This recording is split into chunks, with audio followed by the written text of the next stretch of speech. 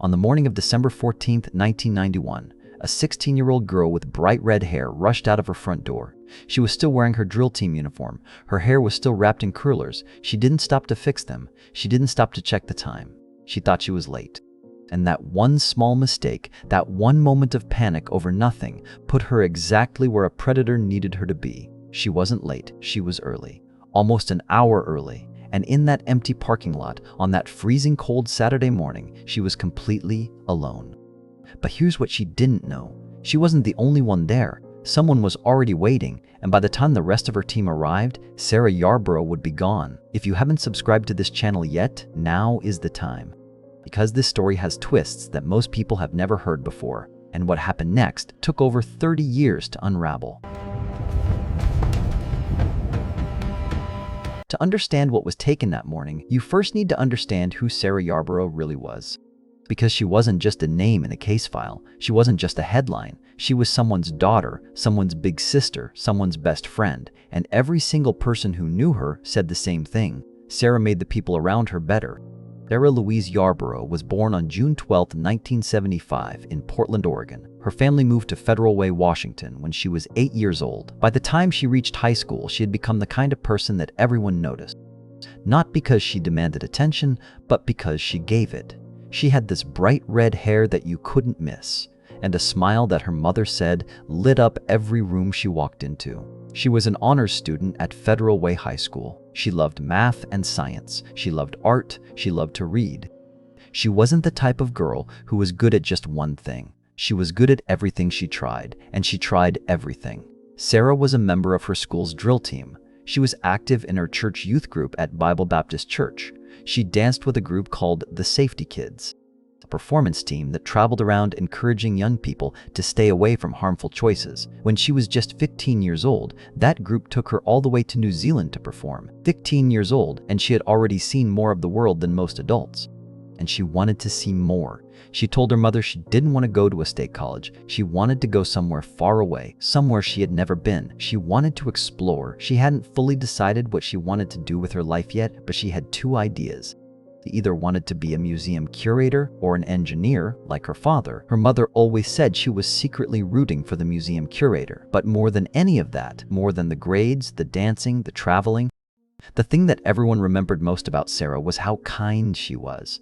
She helped her two younger brothers with their homework. She was always the first one to show up when someone needed something. She didn't wait to be asked, she just helped. Her mother, Laura, described her as the delight of her life. She said Sarah was the kind of person who built bridges and brought people together, but in her own quiet way. She didn't need to be the loudest voice in the room. She just needed to be there. And when she was there, everything felt right. Sarah had a motto, two words that she lived by, carpe diem. Seize the day. Those two words meant everything to her. They weren't just something she said, they were something she believed in. Every single day, Sarah Yarborough tried to squeeze every drop of life out of every moment she had. She didn't waste time, she didn't hold back. She seized the day every day. And that is what makes what happened to her so unbearable. Because on December 14th, 1991, someone stole all of her days. Every single one of them. It was Friday, December 13th, 1991. The Yarborough family was getting ready to leave town. Sarah's younger brother had a soccer game in Ocean Shores, about 2 hours away from their home in Federal Way. The whole family was going. Everyone except Sarah. She had plans that weekend, important plans. Her drill team had a competition on Saturday morning, and she had other things going on too. Her entire weekend was mapped out. She asked her parents if she could stay home by herself while they were gone. Her parents were not comfortable with this idea. Laura Yarborough was reluctant to leave her 16-year-old daughter home alone for the weekend. But Sarah pushed back. She didn't want to miss her competition. She didn't want to miss her plans. And eventually, her parents agreed. Under one condition. A friend had to come over and stay with her. Sarah agreed. That Friday night, Sarah and a group of friends went to a basketball game. It was a normal night. A fun night. Afterwards, Sarah and the friend who was going to sleep over stopped to get fast food and snacks on the way home. They were 16. They were carefree. They grabbed their junk food, went back to Sarah's house, and settled in for the night. There was nothing unusual about any of it. Nothing that felt wrong. Nothing that made anyone nervous. It was just two teenage girls laughing, eating, doing what teenage girls do on a Friday night. There was absolutely nothing at all that would make any of them think that by the next morning, everything would change. Saturday morning came. December 14th. Sarah woke up and immediately panicked. She looked at the clock and thought she was late. Her drill team was supposed to meet at Federal Way High School that morning to board a bus to Juanita High School in Kirkland for a competition. Sarah jumped out of bed. She threw on her drill team uniform. She didn't take the curlers out of her hair. She didn't have time. She said a quick goodbye to her friend and ran out the door. She drove to the school. Her father's car pulled into the back parking lot of Federal Way High School at around 8,001. She parked and then she waited. Because here's the thing, Sarah was wrong about the time. The drill team didn't need to be there until 9 o'clock. She was almost an hour early. There was no one else from the team there yet. The parking lot was mostly empty. The school was quiet. It was a Saturday morning in December and the temperature was freezing cold. Ice had formed in the puddles overnight. The world was still and silent. Sarah sat in the car with a large container of orange juice she had made that morning, resting on the passenger seat. She was just waiting. 16-year-old girl in her drill team uniform, curlers still in her red hair, sitting alone in an empty parking lot on the coldest morning of the year. And somewhere nearby, someone was watching. What happened next would take 32 years, a revolution in science, and a trail of DNA that stretched all the way back to the 1600s to finally uncover. Because the person who was watching Sarah that morning had done this before. While Sarah Yarborough sat alone in that parking lot, 2 boys were waking up just a few blocks away, and they had no idea that in less than an hour, they would see something that would follow them for the rest of their lives. 13-year-old Drew Miller had a friend named Adam staying over at his house. The 2 boys had spent Friday night doing what 13-year-olds do. They stayed up late, they talked, they fell asleep whenever they fell asleep, and when Saturday morning came, they did what every kid in America did on a Saturday morning in 1991. They parked themselves in front of the television. They watched cartoons. They ate cereal. The world outside was freezing cold, but inside it was warm and easy, and nothing mattered except what was on the screen. It was the kind of morning you don't think twice about. The kind you forget by Monday. But Drew Miller would never forget this one. After a while, the boys decided to head out. They wanted to go skateboarding. Adam lived down the road from Federal Way High School, and there was an Albertsons grocery store nearby with a good parking lot for skating. To get there faster, the boys did what they always did. They hopped the fence at the edge of the school campus and cut straight through the grounds. It was a shortcut they had taken dozens of times before, maybe more. It was routine. It was nothing. The morning air was brutal. It was so cold that the puddles on the ground had frozen solid overnight. As Drew and Adam walked across the campus, they did what any kids would do. They stomped on the ice. They cracked it under their shoes. It sounded like breaking glass. They laughed. They kept moving. 2 13-year-old boys on a Saturday morning stomping ice and heading to go skateboard. That's all it was supposed to be. And then Drew looked up. Ahead of them, maybe 30 or 40 yards away, a man stepped out of the bushes. He just appeared. 1 second, the path ahead was empty. The next second, he was standing there. He came up from a low area near what used to be a dugout, a spot that was surrounded by thick bushes, tall enough to hide a person completely. The man stood up straight and looked right at them. He stared at the 2 boys, and then, without saying a word, he turned and started walking in the same direction they were heading. Drew felt something twist in his stomach. Something about the man didn't feel right, but he was 13. He didn't know what to do with that feeling, so he did what most people do when something feels wrong, but nothing has technically happened yet. He talked himself out of it. He told himself the guy had probably just been hiding in the bushes to smoke. That's it. That's all it was. Just some guy smoking where no one could see him. Nothing weird, nothing dangerous, but Drew kept watching him. He couldn't stop. Something about the way the man had looked at them. The way he had just stood there staring before turning away, it stuck in Drew's chest like a splinter. He kept his eyes on the man as they continued walking across the campus. Then the boys reached the spot where the man had come from. The bushes, the low area near the dugout. And what they saw there ended their childhood in an instant. A young woman was lying in the dirt. It was clear that she had been tragically harmed. The scene was heartbreaking, showing signs of a violent struggle that no one could have survived. She wasn't moving. Her eyes were open, staring up at the sky, staring up at the 2 boys who had just stumbled into the worst moment of their lives. She was completely still. There was no breath, no movement, nothing. Drew and Adam froze. Their brains couldn't process what they were looking at. This wasn't something that happened in real life. not in their neighborhood, not at their school, not on a Saturday morning when they were supposed to be skateboarding. Then Drew looked back up. The same man who had stepped out of the bushes just moments earlier, was now standing further ahead, near a vehicle. And he wasn't walking anymore. He had stopped. He had turned around, and he was staring directly at the two boys. Those eyes locked onto Drew like a warning, like a dare, like he wanted them to know that he saw them, and that he knew exactly what they had just found. Drew would later describe that look as the most terrifying thing he had ever experienced. He called the man the boogeyman, a real, actual boogeyman, not from a movie, not from a nightmare. Standing right there, in the cold morning light, staring at two 13-year-old boys who had just found a dead girl in the bushes behind their school. The boys ran. They turned and sprinted back the way they came, back across the campus, back over the fence, back to Drew's house. Drew's mother saw the panic in their faces and called 911 immediately. Drew's stepfather didn't wait. He grabbed Drew and rushed back to the scene to see if there was anything they could do to help the young woman.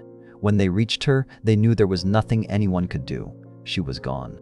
Police arrived within minutes, and when they looked at the clothing near the body, they found a name. Sarah, the girl lying in the dirt behind Federal Way High School, was the same girl who had rushed out of her house that morning with curlers in her hair.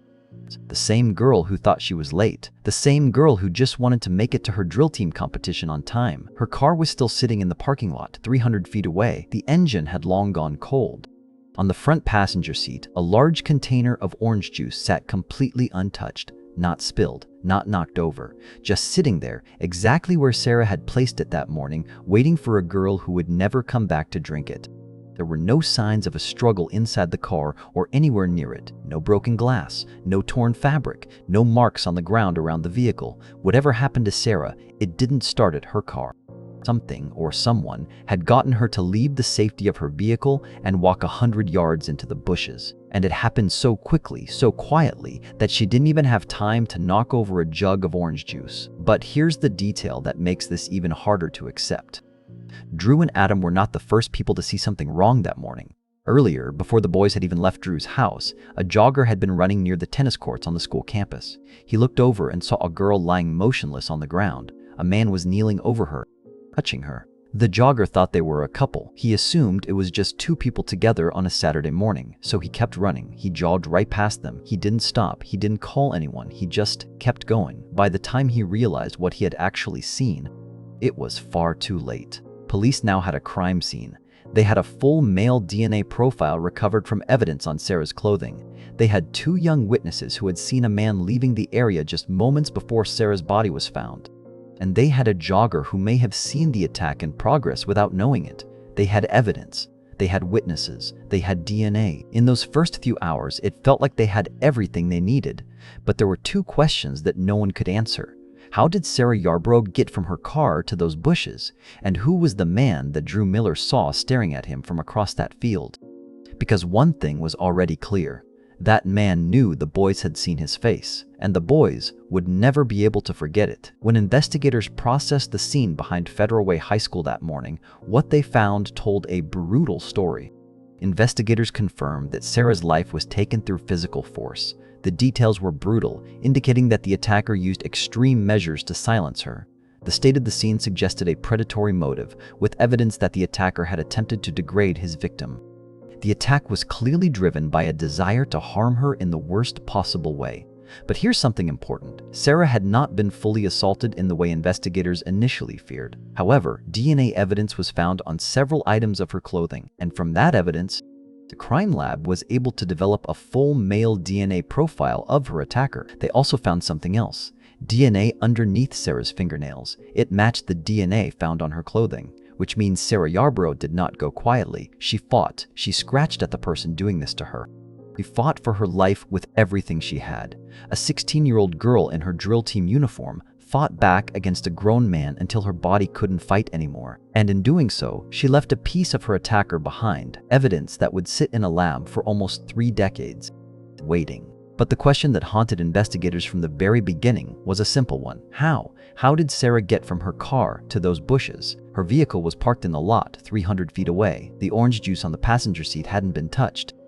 There was no sign of a struggle anywhere near the car. No broken windows, no scuff marks, nothing. So she wasn't dragged, she wasn't carried, she walked. Somehow, for some reason, Sarah Yarborough left the safety of her car and walked willingly toward the area where she was attacked. Early on, investigators developed a theory. They believed someone had approached Sarah and asked for her help. Maybe the person said they lost their dog. Maybe they said they couldn't find their car keys. And Sarah, being exactly who she was, would have said yes. It was the kind of girl who helped everyone.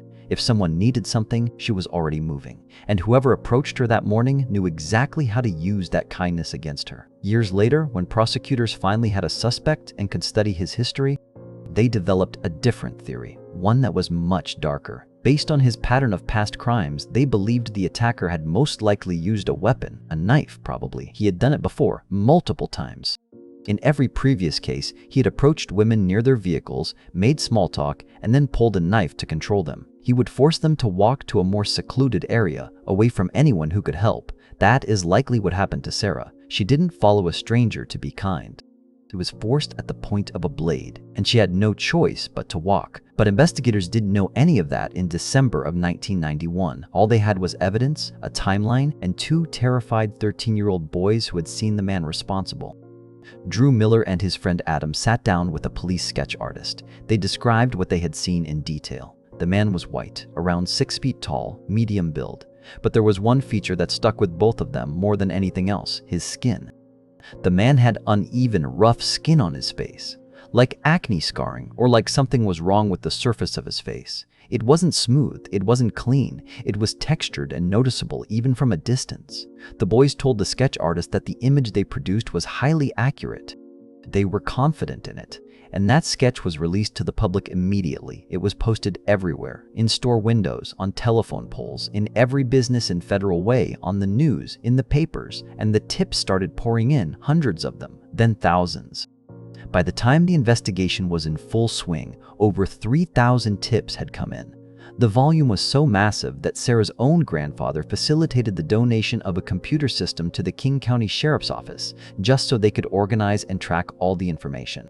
And with all of that, every tip, every lead, every phone call, not a single one led to an arrest. Not one. 3,000 people thought they recognized the face in that sketch. 3,000 people called in with names, with theories, with suspicions, and none of them were right. The community of Federal Way was living in fear. Parents tightened curfews. Families double-bolted their locks. People looked at their neighbors differently, because the man in that sketch could have been anyone. The guy at the grocery store, the person sitting next to you at church.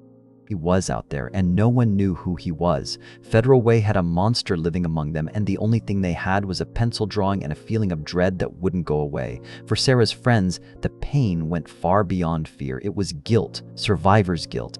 Why am I still here and Sarah isn't? Why am I filling out college applications when Sarah wanted to go to college more than anyone? Why am I picking out a dress for prom when Sarah will never go to prom?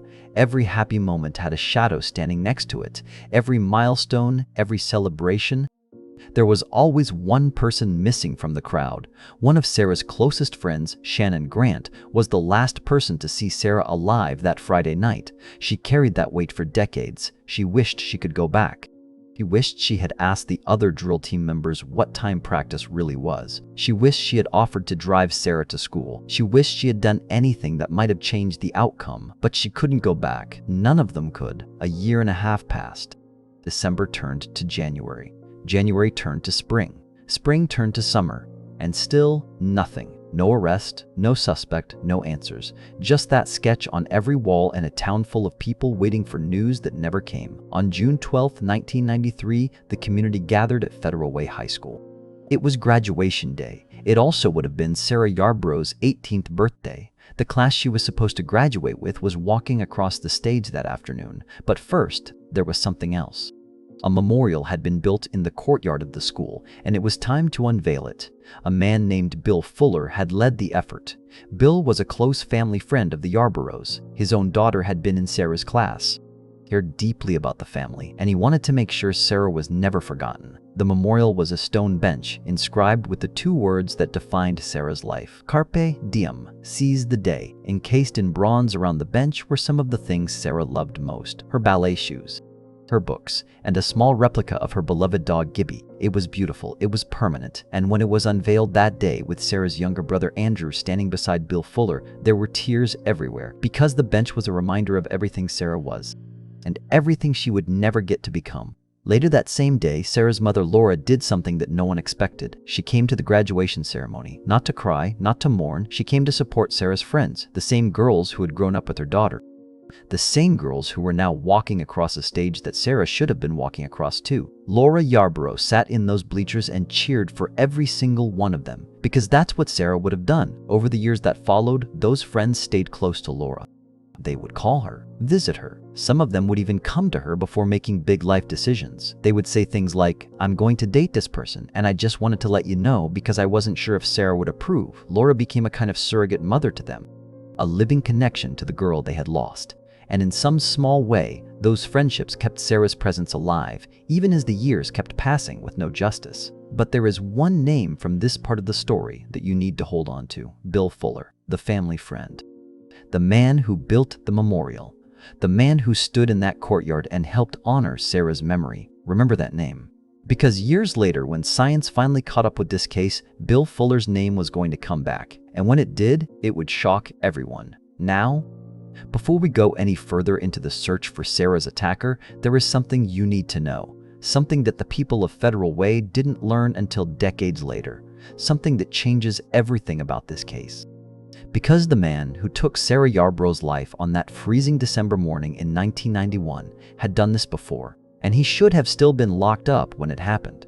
He should have been sitting in a prison cell on the morning Sarah drove to school, but he wasn't. And the reason he wasn't is a failure so enormous, so preventable, so painfully obvious that once you hear it, you will never look at this case the same way again. To understand that failure, we need to go back 8 years before Sarah's death to a quiet morning along the Columbia River in Richland, Washington. It was June of 1983. A 21-year-old woman named Anne Croney had driven to a park near the riverfront.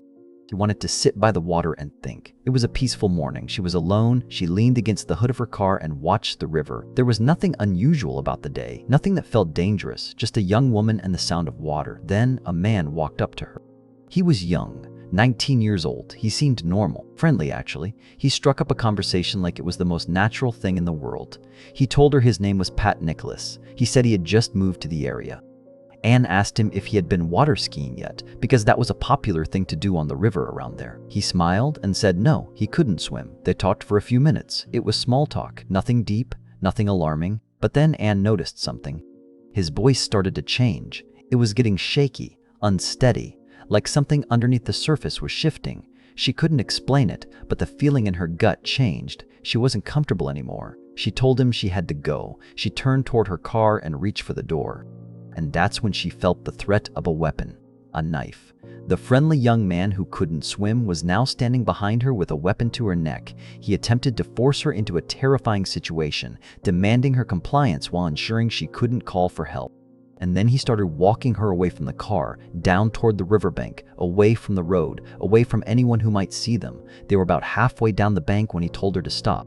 And in that moment, standing on the edge of the Columbia River with a man who had a knife and every intention of destroying her life, Anne Croney remembered one thing, one single detail from their conversation just minutes earlier. He said he couldn't swim. Anne didn't think. She ran.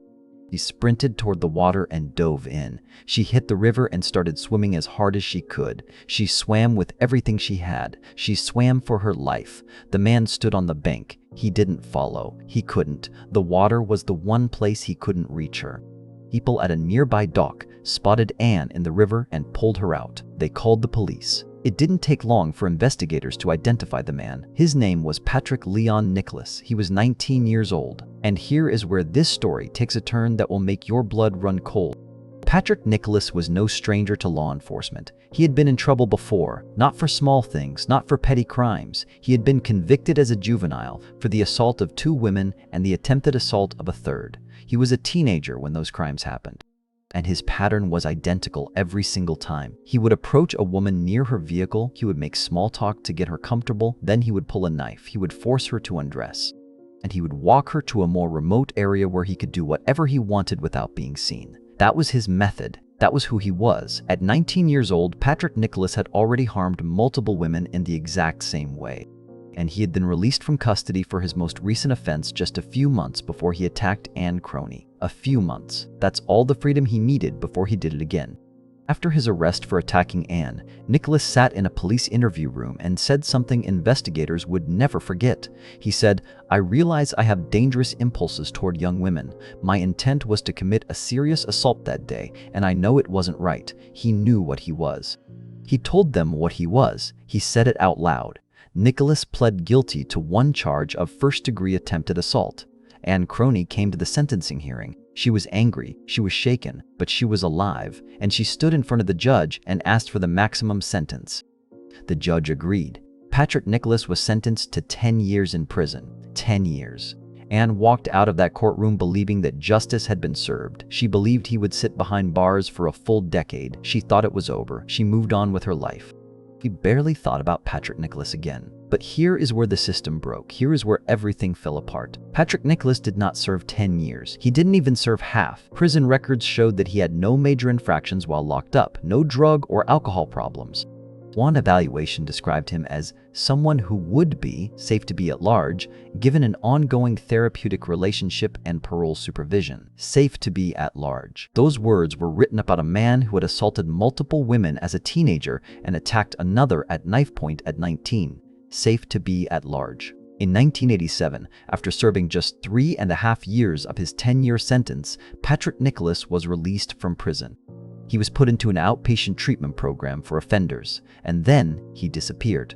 Off the radar, out of the system. No one was watching, no one was tracking, no one was paying attention to where Patrick Nicholas went or what Patrick Nicholas did. Anne Crony didn't know he was out. She had no idea he had been released early. She thought he was still locked up. She thought the system had done its job. She was wrong. Now think about this. Patrick Nicholas was sentenced to 10 years in 1983. If he had served his full sentence every single day of those 10 years, he would not have been released until 1993. He would have still been sitting in a prison cell on the morning of December 14, 1991. He would have still been behind bars when Sarah Yarborough drove to Federal Way High School with curlers in her hair. He would have been locked in a room, behind a door, behind a wall, instead of standing in the bushes of a school campus, waiting for a 16-year-old girl to walk by. If the system had worked the way it was supposed to, Sarah Yarborough would be alive today. She would have graduated. She would have gone to college. She would have become a museum curator or an engineer. She would have lived. But the system didn't work, and Sarah paid for that failure with her life. Anne Crony didn't learn any of this until 2019. When detectives knocked on her door in Oregon and told her that Patrick Nicholas had been arrested again, this time for the taking of a young girl's life, Anne was crushed. She said something that she had never once considered in all the years since her attack. She said, "It had never occurred to me that what I escaped from was a murderer." The man who held a knife to her throat by the Columbia River in 1983 was the same man who was responsible for taking Sarah Yarborough's life in 1991. And the only reason he was free to do it was because someone decided he was safe to be at large. After his release in 1987, Nicholas vanished into the background of everyday life. No one was looking for him, no one was watching. He moved around, he blended in, and for years, no one had any idea what he was doing or who he was hurting. Until a freezing cold Saturday morning, at a high school parking lot, when a girl with red hair and a bright smile showed up an hour too early. Years passed, and then more years passed. The sketch of the man the boys had seen stayed pinned to bulletin boards and taped to windows across Federal Way. But the face in that drawing never got a name. By the early 2000s, investigators had worked through over 3,000 tips. They had submitted the DNA from Sarah's crime scene to the CODIS database, a national system that stores DNA profiles of convicted offenders, and run it again and again and again. Every time a new profile was added to the system, detectives checked. Every time the technology improved, they resubmitted. And every single time, the result came back the same: no match. It didn't make sense. Investigators had a full male DNA profile from the scene.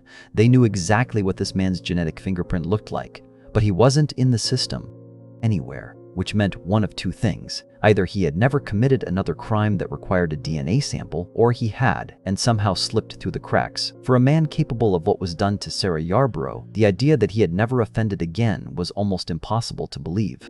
Something was wrong, something was missing, and detectives knew they had to try a completely different approach. In 2011, 20 years after Sarah's death, a detective named Jim Allen made a phone call that would eventually change everything. He reached out to a woman named Colleen Fitzpatrick.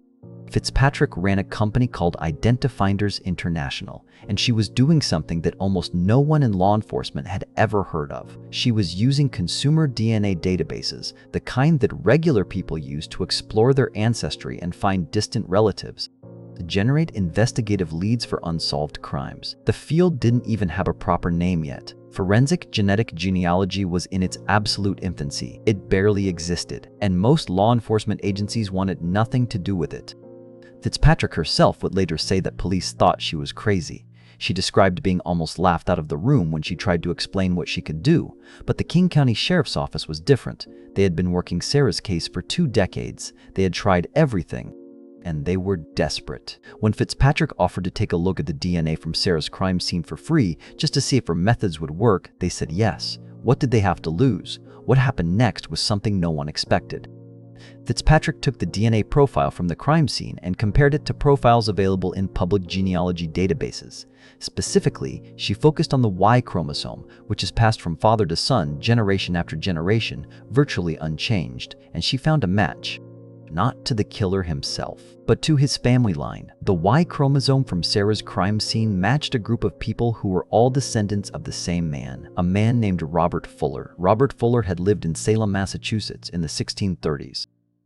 His family had come to North America on the Mayflower. This was the first time in history that a cold case had generated investigative leads using consumer DNA databases. Sarah Yarborough's case was making history, even if no one realized it yet. Now, the connection to Robert Fuller meant that Sarah's killer was a direct male descendant of this colonial-era family. The Y chromosome had been passed down from father to son for nearly 400 years, from the 1600s all the way to the man who took Sarah's life in 1991. But Robert Fuller had lived almost 4 centuries ago. He had thousands of descendants alive today. Knowing the family name was a start, but it wasn't enough. It was like knowing the killer lived somewhere on Earth. The pool was still enormous. But then the name Fuller triggered something with detectives, because they already knew a Fuller, Bill Fuller, the Yarborough family's close friend, the man who had built Sarah's memorial bench at Federal Way High School, the man who had stood in that courtyard with Sarah's brother Andrew and unveiled the tribute to her memory. Naturally, this raised immediate questions. Police asked Bill Fuller to provide a DNA sample, and Bill didn't hesitate. Not for a second. He walked in and gave it willingly. He cooperated fully. He had nothing to hide. And when the results came back, his DNA was not a match to the crime scene. Bill Fuller did not harm Sarah Yarborough. But here's where it got strange. His Y chromosome, the part of DNA that traces the male family line, was a match. Bill Fuller and Sarah's killer shared the same paternal ancestry. They were both descendants of Robert Fuller from the 1600s. They were paternal cousins, not close cousins, distant ones, too distant to narrow down a suspect. But the connection was real. So now investigators were in the most bizarre situation imaginable. They knew the killer's family tree going back to the Mayflower. They could trace his bloodline through 4 centuries of American history, but they still didn't know his name. They didn't know his face. They didn't know where he lived. The Fuller family tree branched out in hundreds of directions over hundreds of years, and the killer was hiding somewhere in those branches. Other people with the Fuller surname living in the area were investigated. None of them were tied to Sarah's case. The lead, as promising as it had been, dried up, and the case went cold again. But Colleen Fitzpatrick didn't give up. She kept working, quietly, in the background, year after year, and the technology kept evolving around her. In 2018, something massive happened in the world of forensic genetic genealogy. The Golden State Killer, one of the most notorious criminals in American history, was identified and arrested using the same kind of DNA database comparison that Fitzpatrick had pioneered. That case changed everything. It proved to the world that genetic genealogy wasn't just some fringe idea from a woman that police laughed at. It was real, it worked, and it was going to solve cases that nothing else could. Fitzpatrick's team went back to work on Sarah's case with renewed energy and better tools. The databases had grown. More people had uploaded their DNA profiles to ancestry sites. The pool of potential matches was bigger. The methods were sharper, and this time, they found what they were looking for. In September of 2019, 8 years after Fitzpatrick first started working on this case, her team made a breakthrough. They identified two brothers, Edward Nicholas and Patrick Nicholas. Both men were distant cousins of Bill Fuller. Both were descendants of Robert Fuller from Salem, Massachusetts. But their last name wasn't Fuller, it was Nicholas. And the reason for that was simple. Their grandfather had been adopted. He was born into the Fuller bloodline but raised under a different name. The genetic connection was there, but it had been hidden behind a legal name change that happened generations ago. That's why no one had ever found them. The killer's surname didn't match his DNA. He had been invisible the entire time. Now, detectives had two possible suspects, two brothers. One of them had to be Sarah's killer. They started with Edward Nicholas. Edward was a convicted offender, a registered sex offender. His DNA had been entered into CODIS back in 2005, 14 years earlier. And when they checked his profile against the crime scene DNA, it wasn't a match. Edward Nicholas was not the man who harmed Sarah Yarborough, which left one person, his younger brother, Patrick Leon Nicholas. Patrick Nicholas was not in CODIS, despite everything he had done. The juvenile offenses, the attack on Anne Croney, the conviction for harming a 6-year-old child in 1993, his DNA had never been entered into any criminal database. 3 separate times, the system had failed to capture his profile. 3 chances to stop him. 3 chances missed. Detectives now believed they knew who had been hiding in those bushes at Federal Way High School on the morning of December 14, 1991. But believing wasn't enough. They needed proof. They needed Patrick Nicholas's DNA, and they needed to get it without him knowing. Because if he found out they were looking at him, he could run. He had done it before. After attacking Anne Croney in 1983, he had withdrawn money from his bank account and fled town within hours. He knew how to disappear. So the King County Sheriff's Office put together a plan. A team of undercover detectives was assigned to follow Patrick Nicholas quietly, carefully, invisibly, and wait for him to leave behind something with his DNA on it. A cup, a napkin, a cigarette, anything. All they needed was one piece of garbage, one discarded item. One moment of carelessness from a man who had avoided detection for 28 years. And Patrick Nicholas had no idea anyone was watching. On September 29, 2019, a team of undercover detectives from the King County Sheriff's Office began following a 55-year-old man through the streets of a small town south of Seattle. They kept their distance, they stayed invisible, and they watched everything he did. The man's name was Patrick Leon Nicholas, and detectives had already built a picture of who he had become. Nicholas was divorced. He lived alone in a rundown building on a large property in Covington, Washington. The place had no working electricity. No one visited him. He had no children, no friends, no connections to anyone. He worked at an auto parts store and took the bus everywhere because he didn't drive. He was a man living on the edges of society, invisible, forgotten, exactly the kind of person who could go 28 years without anyone ever suspecting him of anything. But there was one detail that stopped detectives cold when they discovered it. The bus route that Patrick Nicholas regularly took passed directly by Federal Way High School, the same school where Sarah Yarborough had been found in December of 1991. Back then, Nicholas was 27 years old. He lived 6 miles from the school, and he had access to that campus every single day just by riding the bus. None of that was proof. Detectives knew that. What they needed was his DNA. And they needed to get it without tipping him off. So they waited, they followed, and they watched. Then it happened.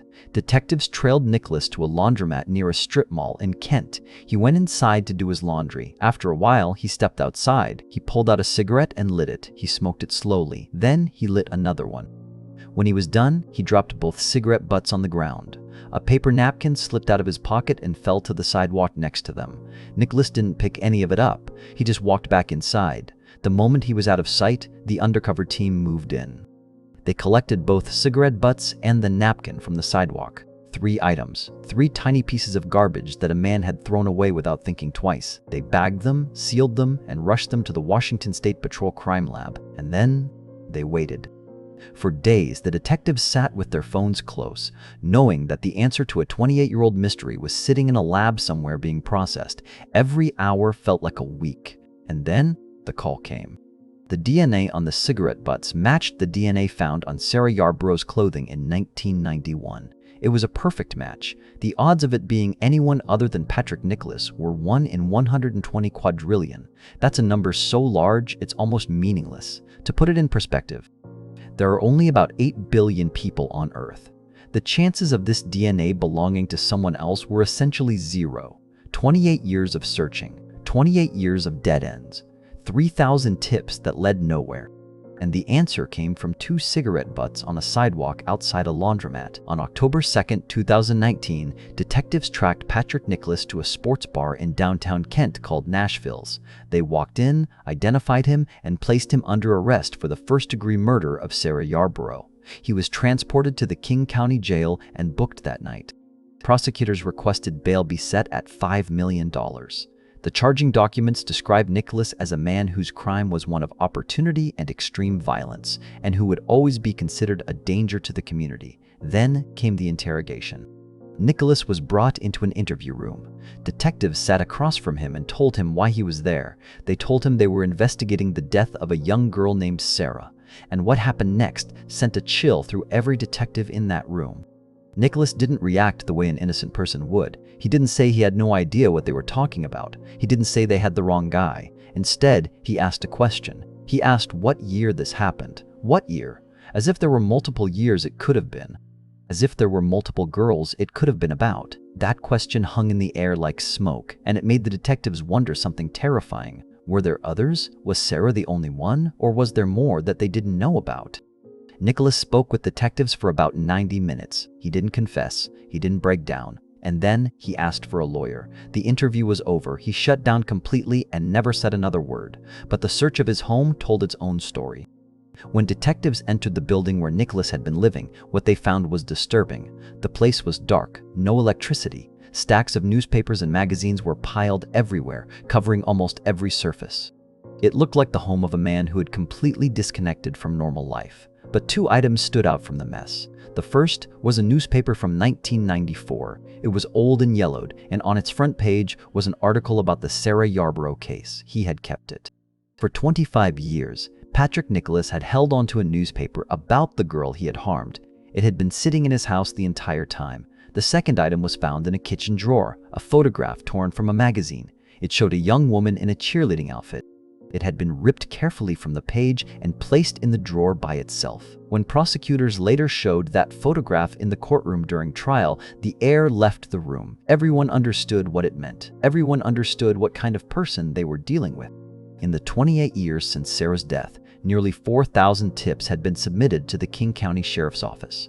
4,000 names, 4,000 theories, 4,000 phone calls from people who thought they knew who did it. Patrick Leon Nicholas was not named in a single one of them, not once. He had lived in the area the entire time. He had a record of violent offenses. He had been arrested multiple times, and still, no one ever pointed a finger at him. He was invisible, a ghost hiding in plain sight. Shortly after the arrest, detectives in the Seattle area reached out to law enforcement in Oregon. They asked them to visit a woman named Ann Croney. The officers knocked on her door and told her that detectives in Seattle wanted to speak with her about a cold case. They told her that Patrick Nicholas, the same man who had held a knife to her throat by the Columbia River in 1983, had been arrested, but not for what he did to her, for something far worse, for the taking of a 16-year-old girl's life. Anne was devastated. For 36 years, she had lived with the memory of that day by the river. She had moved on. She had told herself that justice was served when Nicholas went to prison. She believed he had served all 10 years. She had no idea he was released after 3.5. And she had never once considered that the man who attacked her was capable of ending someone's life. When the detectives told her what Nicholas had done to Sarah Yarborough, Anne said something that she would repeat many times in the years that followed. She said, "It had never occurred to me that what I escaped from was a murderer." The news of the arrest spread fast, and for the people who had loved Sarah and waited for answers for nearly 3 decades, it was a moment that cracked them open all over again. Laura Yarborough, Sarah's mother, had spent 28 years living with the weight of not knowing. There were times she gave up hope, times she thought the case would never be solved. But through it all, the detectives working the case kept telling her the same thing.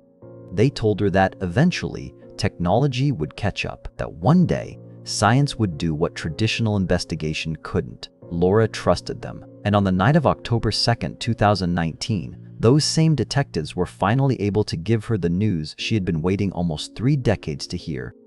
They told her they had found the man who took her daughter. Laura would later say, "Even when I had given up, the detectives never did." But the arrest was not the end. It was just the beginning of a new fight, because Patrick Nicholas was not going to admit what he did. He was going to go to trial, and his defense was going to challenge everything: the DNA, the witnesses, the science, and the very technology that had finally put a name to the face in that sketch. The fight for justice was far from over. 3.5 years passed between the arrest and the trial. 3.5 years of motions, hearings, delays, and legal battles fought behind closed doors. But on April 17, 2023, more than 31 years after Sarah Yarborough was found behind her high school, the case finally went to trial. Patrick Leon Nicholas, now 59 years old, walked into the Norm Malling Regional Justice Center in Kent, Washington. He sat down at the defense table. He showed no emotion. He said nothing. And across the courtroom, filling the gallery behind the prosecution, were the people who had waited a lifetime for this moment. Sarah's mother, Laura, her brother Andrew, her childhood friends, Drew Miller, the boy who had found her body when he was 13. They were all there, and they were terrified, not because they doubted the evidence, but because they knew something that the jury did not. Before the trial even started, the judge had made a ruling that hit the prosecution hard. Patrick Nicholas's criminal history, his juvenile convictions, his attack on Ann Croney, his later offense against a child, none of it could be presented to the jury. The judge determined that allowing the jury to hear about his past crimes would be unfairly prejudicial to the defendant, which meant the 12 people deciding Nicholas's fate would never know that the man sitting in front of them had a documented pattern of violent behavior stretching back to his teenage years. They would only see the evidence from Sarah's case, nothing else. The prosecution was led by 2 King County deputy prosecuting attorneys, Celia Lee and Mary Barbosa. Their strategy was built entirely around the DNA, the science, the numbers. They needed the jury to trust what the evidence was telling them, and the evidence was telling a very clear story. The defense was handled by a public defender named David Montez, and Montez had a plan of his own. He wasn't going to argue that the DNA at the crime scene didn't exist. He couldn't. What he was going to do was attack the way that DNA had led investigators to his client. He was going to put genetic genealogy itself on trial, and this had never been done before in Washington state. Montez called the technology wacky. He called it untested, unproven. He told the jury that police had spent decades chasing dead ends, and that in their desperation, they had turned to a hobbyist using unproven methods, and that those methods had pointed them to the wrong man. He argued that the investigators needed an answer more than they needed the right answer, and so they grabbed onto the first name that the science gave them. Then Montez went after the eyewitness testimony. Drew Miller and his friend Adam had told police in 1991 that the man they saw leaving the bushes had uneven, rough skin on his face, like acne scarring or like something was visibly wrong with his complexion. Montez pointed out that Patrick Nicholas had clear skin at the time, no acne, no scarring, no visible marks. He argued that his client simply could not have been the man the boys saw that morning, because the physical description didn't match. It was a smart argument, but the prosecution had an answer, and it was one that landed hard. Sarah Yarborough's DNA had been found under her own fingernails. She had scratched her attacker. She had clawed at him as he was taking her life. The prosecution argued that the uneven, textured skin the boys saw on the man's face may not have been acne at all. It may have been fresh scratch marks left by Sarah herself. In the final moments of her life, she had fought so hard that she marked the face of the man who was hurting her. And those marks were still visible when Drew and Adam saw him walking out of the bushes minutes later. Then came the evidence from Nicholas's home. Prosecutors showed the jury what detectives had found during the search of his house after his arrest: the stacks of old newspapers, the lack of electricity, the total isolation, and then the 2 items that changed the temperature of the courtroom: the 1994 newspaper with Sarah Yarborough's case on the front page, kept for 25 years, and the torn photograph of a young woman in a cheerleading outfit found in a kitchen drawer. When those images were displayed in court, people in the gallery described the moment as suffocating. The oxygen left the room. Everyone understood what they were looking at. Everyone understood who this man was, even if the jury had never been told about his past. But perhaps the most powerful moment of the trial came when Sarah's clothing was brought into the courtroom: her drill team jacket, her shoes, her sweater, her nylon stockings. These items had been sealed in evidence storage for over 30 years, and when the retired detective who had first responded to the scene carefully unpackaged each piece and displayed them for the court, it was like opening a time capsule. These weren't photographs. These weren't descriptions. These were the actual things Sarah had been wearing on the morning she died. The jacket she had thrown on when she thought she was late, the shoes she had laced up in a rush, the stockings that had been used to end her life. People in the gallery felt themselves crumble. 32 years of distance collapsed in an instant. Sarah was right there, in that room, in those clothes. The DNA numbers were staggering. The crime lab had tested the samples and found that Nicholas's DNA matched on 13 out of 13 genetic markers tested from evidence on Sarah's sweatshirt and drill team jacket. The probability of it being someone else was 1 in 120 quadrillion. And the DNA recovered from under Sarah's fingernails, the DNA she had torn from her attacker as she fought for her life, was 590 billion times more likely to have come from Nicholas than from any unrelated person. Those weren't debatable numbers. Those weren't close calls. That was certainty. As close to certainty as science can ever get. The trial lasted 9 days. 9 days of testimony, evidence, arguments, and emotion. And then the case was handed to the jury. They deliberated for a day and a half. And when they came back into the courtroom, Sarah's family and friends were shaking. The adrenaline was unbearable. 32 years of grief and fear and waiting had come down to this moment. These next few words from the jury foreperson would determine whether any of it had been worth it. The first charge was read: premeditated first-degree murder. The jury's verdict, not guilty. The sound that followed was like the air being punched out of the room. Sarah's friends dropped their heads into their hands. Sarah Yarborough closed her eyes. Not guilty on the first charge. The most serious charge. The one that said Nicholas had planned this in advance. The jury didn't believe it had been proven beyond a reasonable doubt, and in that moment, it felt like everything was falling apart. But there were more charges, and the foreperson kept reading. Second charge. First-degree murder committed during the commission of an attempted assault. The jury's verdict, guilty. Third charge. Second-degree murder committed while also committing indecent liberties. The jury's verdict, guilty. And then the special verdict. The jury was asked one additional question. Was the taking of Sarah Yarborough's life sexually motivated? Their answer, yes. The courtroom broke. Sarah's family and friends sobbed openly. 32 years of silence and suffering came pouring out in that room. Drew Miller, the man who had found Sarah's body when he was just a boy, looked across the courtroom and made eye contact with one of the jurors. The juror nodded at him, a small gesture, but it carried the weight of everything. It said, "We heard you, we believed you, we got it right." Patrick Nicholas sat at the defense table through all of it. He didn't react when the not guilty verdict was read. He didn't react when the guilty verdicts came. He showed nothing. No remorse, no relief, no fear, just nothing. The same emptiness he had carried for 32 years. The same blank face that had stared back at two 13-year-old boys from across a field on a December morning in 1991. The conviction was in. But the story wasn't over, because 2 weeks later, everyone would gather in that courtroom one more time. And what happened at the sentencing hearing would be the most powerful moment in this entire case. 2 weeks after the verdict, on May the 25th, 2023, the courtroom at the Norm Malling Regional Justice Center filled up once more. But this time, it was different. This wasn't about evidence or arguments or legal strategy. This was about something much more raw. This was the sentencing hearing. And dozens of people connected to Sarah Yarborough's life and to her case had come to say what they had been holding inside for 32 years. They came to speak directly to the man who had taken her from them, and they came to make sure the judge understood exactly what Patrick Nicholas had destroyed. Sarah Yarborough was the first to stand. She walked to the podium and said, "Sarah was our only daughter and the delight of my life." She described her daughter the way only a mother could. Sarah planted flowers every spring. She helped her brothers with their homework. She loved museums and ballet. She once told her mother that she felt alive when she danced. Laura talked about the life Sarah had planned. And then she talked about what was taken. She said, "My husband and I have about 3 years of our lives that we don't even remember. I could barely get out of bed. Our lives went from full color to a fuzzy gray." Then Andrew Yarborough stood, Sarah's youngest brother. He was 11 when Sarah was taken. A grown man now, he told the court that what he remembered most was the pain in his father's voice over the phone telling him Sarah was gone. He remembered his parents crying through the walls at night as he lay in bed.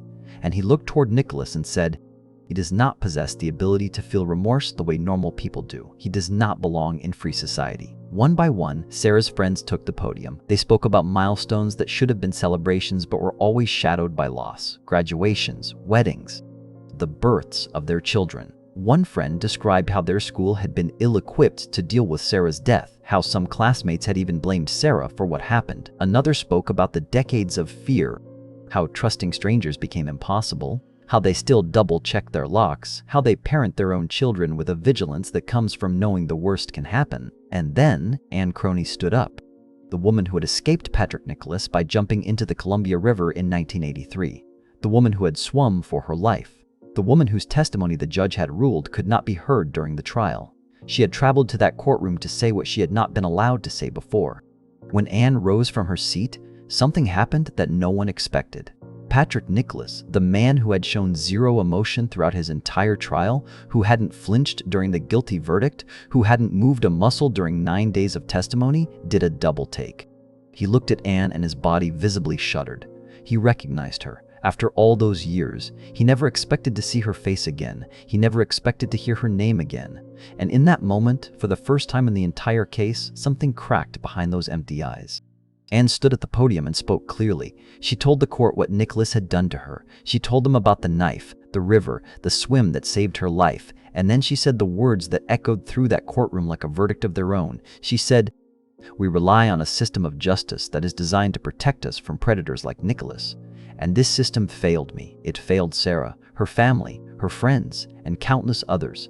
I asked the court to please not make the same mistake." Judge Josephine Wiggs had listened to every word, every statement, every letter that had been submitted. And before she delivered the sentence, she spoke from the bench with a weight that silenced the room. She talked about Sarah. She called her a child. She said, "When I think about this poor child, what she experienced fighting for her life." And as she said it, she brought her fist down on the bench. The impact of that gesture rippled through the gallery. This wasn't just a judge reading a sentence. This was a human being responding to something that offended her to her core. Judge Wiggs sentenced Patrick Leon Nicholas to 548 months in prison, 45 years and 8 months.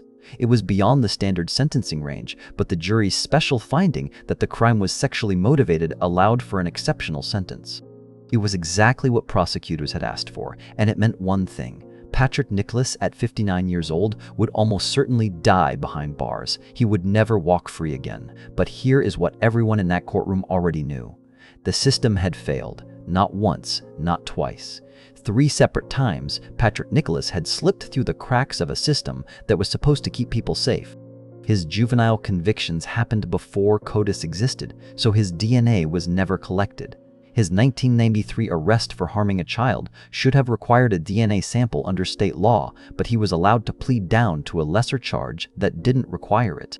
And his brother Edward's DNA had been sitting in CODIS since 2005. If Washington state had allowed familial DNA searches, the way California does, the way New York does, the way Florida and the United Kingdom do, detectives could have compared the crime scene DNA to Edward's profile, seen the family connection, and identified Patrick Nicholas as a suspect. In 2005, 14 years before he was actually caught. But Washington doesn't allow familial DNA searches. The legislation doesn't exist. And because of that, Patrick Nicholas remained free for 14 more years. Prosecutors said after the trial that they believed the law should be changed. The Yarborough family agreed. Laura Yarborough said she wanted to know that other parents wouldn't have to wait 30 years for answers. In 2025, Nicholas's appeal was heard by the Washington Court of Appeals. His attorneys argued that the DNA evidence should not have been admitted and that collecting his DNA from a discarded cigarette was unconstitutional. The court rejected both arguments. The conviction was upheld. However, the court ordered a resentencing on the exceptional sentence length due to a technical issue with how the aggravating factors were applied. The conviction itself stands. Patrick Nicholas remains behind bars. Sarah Yarborough's case holds a place in history. It was the first cold case ever to use consumer DNA databases to generate investigative leads. What Colleen Fitzpatrick started in 2011 opened the door for hundreds of other families to find answers. Case after case solved using the same technique born from the search for Sarah's attacker. It was the beginning. Laura Yarborough said after the sentencing that she tries to give Nicholas as little space in her head as possible. She doesn't say his name if she can help it. She thinks about Sarah instead, about the flowers she planted, the dances she performed. smile that never faded. Drew Miller, the boy who found Sarah's body at 13 and carried that image for over 30 years, said something at the end of it all that might be the most important thing anyone said throughout this entire case. He said, "Knowing he's in prison is fantastic, but knowing her family and friends is way more important to me, because that's what's given me the actual healing I needed." After 32 years, it wasn't the punishment that healed him. It was the connection, the people, the love that had somehow survived all that darkness. Sarah Yarborough lived by 2 words: carpe diem, seize the day, and she did. Every single day of her 16 years, she danced, she studied, she helped, she smiled, she dreamed. She lived more in 16 years than most people live in 80, until one freezing December morning, someone stole all of her remaining days. Every graduation, every birthday cake, every quiet evening with people she loved, all of it gone. But 32 years later, the people who loved Sarah Yarborough seized something back. They seized justice. They seized answers. They seized the right to say his name out loud in a courtroom and make him answer for what he did. Sarah didn't get to seize any more days, but the people she left behind seized every single one it took to find the truth. Carpe diem, Sarah. The day was finally seized. Now I want to hear from you. Do you think familial DNA searches should be allowed in every state? Do you think the system failed Sarah Yarborough, or do you think justice was still served in the end? And the question that haunts this case more than any other: when Nicholas asked detectives what year this happened, do you believe Sarah was his only victim? Let me know what you think in the comments.